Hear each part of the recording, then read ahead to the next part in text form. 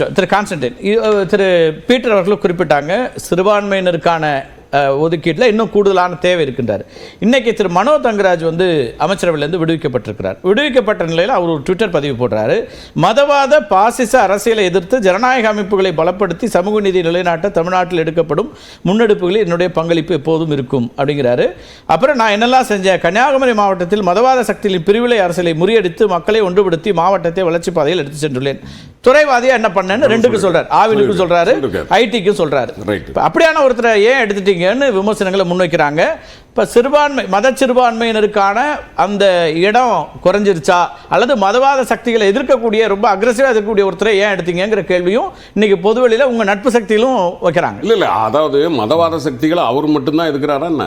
திமுகவில் இருக்கிற ஒவ்வொரு கடைக்கோடி தொண்டனும் கன்னியாகுமரி மாவட்டம், அதாவது அவர் சொல்ல கன்னியாகுமரி மாவட்டம், அதாவது கன்னியாகுமரி மாவட்டத்தை பொறுத்த வரைக்கும் ஒரு மதவாத அரசியல் அங்க இருந்து கொண்டு இருக்கிறது.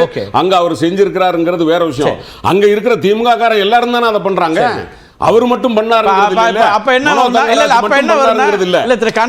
வரும்னா, இப்ப அமைச்சரவையில சேர்க்கிறோம், அமைச்சரவையில பொறுப்புகள் கொடுக்கிறோம்னா திமுக இருக்கிற எல்லாரும் தானே செய்றாங்க, சித்தாந்த அரசியல் எல்லாரும் தானே எடுக்கிறாங்க.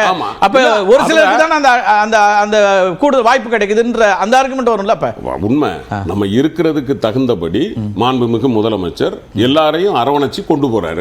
இன்னைக்கு செய்திருக்கிறது. இப்ப நாளைக்கு அவருக்கு வந்து அடுத்த மாற்றங்கள் தேவைப்பட்டால் அவர் அதை செய்யக்கூடும். நான் என்ன சொல்றேன், தனிப்பட்ட ஒரு ரெண்டு விஷயமா பார்க்க திரு மனோ தங்கராஜ் அவர் ஏன்னா இன்னைக்கு அவர் அமைச்சரவையிலிருந்து நீக்கப்பட்டதை திரு புரட்சி கவிதாசன் அவர்களோடு பயணிக்கக்கூடிய பலரும் கொண்டாடுறாங்க. அப்ப அந்த கொண்டாட்டமான ஒரு இடத்துல அந்த நடவடிக்கை நீங்க எடுத்துக்கீங்களாங்கிற ஒரு கேள்வியை தான் உங்க தோழமை கட்சிகள் கேட்கறாங்க. ஒண்ணு. ரெண்டாவது, திரு பீட்டர் என்ன சொல்றாருன்னா, மத சிறுபான்மை மக்களுக்கான கூடுதல் பிரதிநிதித்துவம் தரணும், அதை கொடுப்பாருன்னு எதிர்பார்க்கிறேன்னு ஒரு நம்பிக்கை வெளிப்படுத்துறாரு. இருக்கலாம். அதாவது அண்ணன் பீட்டர் அல்போன்ஸ் அவர்கள் சொல்லுவது அவர்களுடைய கோரிக்கை, அதே மாண்புமிகு முதலமைச்சர். ஆனால் நான் இந்த இடத்தில் சகோதரர் மனோ தங்கராஜ் வைக்கக்கூடியது, இப்ப மனோ தங்கராஜ் அவர்களை வந்து நீக்கினதை வந்து பாரதிய ஜனதா கட்சி கொண்டாடுது அப்படின்னா சில இடங்களில் அங்க வந்து அது இருக்கும். ஆனா அவங்க வந்து நமக்குள்ள ஒரு பிரிவினையை உண்டாக்குறதுக்கு கூட அதை செய்வாங்க. அவங்களுடைய அரசியல் வந்து மனோ தங்கராஜ் ஏன் இதுவரைக்கும் மனோ தங்கராஜ் எதிர்த்து அவங்க பெரிய பாலிடிக்ஸ் பண்ணல. அப்ப அப்படி பார்க்கிற போது மாண்புமிகு முதலமைச்சர் சரி என்று பட்டதை சரியாக செய்திருக்கிறார். அதெல்லாம் மாற்று கருத்து இல்ல. யார் வச்சிருக்கணும் வைக்க கூடாதுங்கிறதுலாம் முதலமைச்சருடைய விருப்பம் சார்ந்தது, அதுல மாற்று கருத்து இல்ல, அவருக்கான உரிமையும் கூட. ஆனால் அதுல கேள்விகளே எழுப்பாங்க. ஜனநாயகத்தில் வரக்கூடிய கேள்விகளுக்கு நாம் பதில் சொல்ல, அதுதானே இப்ப இதுவரைக்கும் அந்த கேள்விக்கு இன்னைக்கு மாண்புமிகு முதலமைச்சர் பதில் சொல்லி இருக்கிறார். கலை நீங்க வந்து அமைச்சரவையை ஆதரிச்சு ஆனா அதுல மாறுபடுறேன்னு சொன்னீங்க. சுருக்கமா உங்க நான் என்ன சொல்றேன், தத்துவார்த்த அரசியலுடைய தொடர்ச்சி, ஒரு ஆட்சியினுடைய தொடர்ச்சி. மாநில கட்சிகளுக்கு இப்படியான ஒரு தேவை இருக்கிறதா? அதுதான் சொல்றாங்க. ஏன்னா எல்லா மாநில இந்தியாவில் இருக்கக்கூடிய மாநில கட்சிகள் அடுத்த தலைமுறை அல்லது அடுத்த நூற்றாண்டுகளை கடந்து நிக்கணும்னா இந்த மாதிரியான தேவைகள் இருக்கு. அந்த விஷயத்தை நான் அட்ரஸ் பண்றேன். அப்ப தத்துவார்த்த தொடர்ச்சி என்பது குடும்ப அரசியலால் மட்டும்தான் வரும், இல்லாட்டி கட்சிகள் பிளவுபடும். பிளவுபட்டு அதிமுக இன்னைக்கு நிலைமையை பாருங்கள்லாம் சொல்றாங்க. 51 வருட காலம் அதிமுக இந்த மாதிரி குடும்ப அரசியல் இல்லாமல் ஜீவித்திருக்கிறது. அதுக்கு செட்பேக்ஸ் வந்திருக்கு. நான் பேசுறேன் சார். இல்ல நீங்க கன்க்ளூடிங் பாயிண்ட், ஏன்னா நீங்க உங்க பாட்டுக்கு சார் இல்ல சார். அதுல என்ன அதிமுக 50 வருஷமா நிக்குதுன்னு சொல்றாரு. அதிமுகவுல நான் சொல்றேன் சார், 20 வருஷம் அவர் எம்ஜிஆர் வந்து 72ல கட்சி ஆரம்பிச்சு 87ல சாகும்போது அதுக்கு பிறகு யார் வந்தா? சரி, யார் வந்தா? ஜானகி எம்ஜிஆர் வந்தாங்க. அதுக்கு பிறகு ஜெயலலிதா அம்மையார் எங்க இருந்து வந்தாங்க? அப்ப ஜெயலலிதா அம்மையார் 30 வருஷம் ஓட்டினாங்க. அதுக்கப்புறம் ஜெயலலிதா அம்மையாரினுடைய உடன்பிறவா சகோதரி என்று அழைக்கப்பட்ட அது வரைக்கும் அரசியலுக்கே வராத சசிகலா அவர்கள் பொதுச் செயலாளர் ஆனாரா இல்லையா? அப்போ ஒன்றில் குடும்பம் அல்லது குடும்பம் சம்பந்தப்பட்டது. எம்ஜிஆர் அவர்கள் மறைவுக்கு பின்னாடி மக்கள் யாரை தேர்ந்தெடுக்கிறாங்கிறத ஒரு தேர்தல் மூலமா முடிவு பண்ணி அதிமுக மீட்டெடுக்கப்பட்டது. அப்படின்னா அது இவங்க ஜெயலலிதா எம்ஜிஆருடைய வாரிசா? தேர்தல்ல இவங்க எம்ஜிஆருடைய குடும்ப வாரிசா? இல்ல சார், நீங்க இல்ல மக்கள் தேர்ந்தெடுக்கிறது போயிட்டீங்கன்னா அது எல்லாருக்கும் பொதுவாயிடும். இல்லங்க, அந்த எப்படி ஜீவிக்குது அந்த கட்சி சொல்றேன். குடும்ப அரசியலால திமுக பாதிக்கப்பட்டிருக்குது. வைகோ எப்படி வெளியே போனாரு? குடும்ப அரசியலை சுட்டிக்காட்டி தான் வெளியே போனாரு. போனாரு இல்லங்க. இப்போ ஆட்சியில் 6வது முறை ஆட்சியில் இருக்கன்றாங்க சார் அவங்க. இல்லங்க, வைகோ போனதுனால தோல்வி பல செட்பேக்ஸ் இருந்துச்சுல. சரி, இல்லன்னு சொல்லி 96ல ஆட்சிக்கு யார் வந்தா? அதுல மீண்டும் வந்தாங்க. 96 ஆட்சி அதாங்க மீண்டு வந்தாங்க. 93ல வைகோ தனியா கட்சி ஆரம்பிச்சாரு. அதே மாதிரி 96ல திமுக தான் ஆட்சி. இன்னைக்கு அண்ணா வைகோ அதே மாதிரி இன்னைக்கு அண்ணா வைகோ யார் வந்தது? Okay right. 99 யாரு வந்தது? அப்படி பார்த்தா மீண்டு வர்றாங்கல்ல. எஸ் எஸ் அதுல மாற்று கருத்து இல்ல. குடும்ப அரசியல் இருப்பதனால் மட்டுமே தான் மீண்டு வருவாங்க. தத்துவார்த்தத்தினுடைய தொடர்ச்சி இருக்கும் என்று குபேந்திரன் நிறைவு கருத்து ரொம்ப சுருக்கமான. எஸ், அதாவது உதயநிதி அவர்கள் துணை முதலமைச்சர் ஆகியிருக்கிறார். அதன் பிறகு 4-5 அமைச்சர்கள் பதவியேற்றிருக்கிறார்கள். போர்ட்போலியோ மாற்றப்பட்டிருக்கிறது.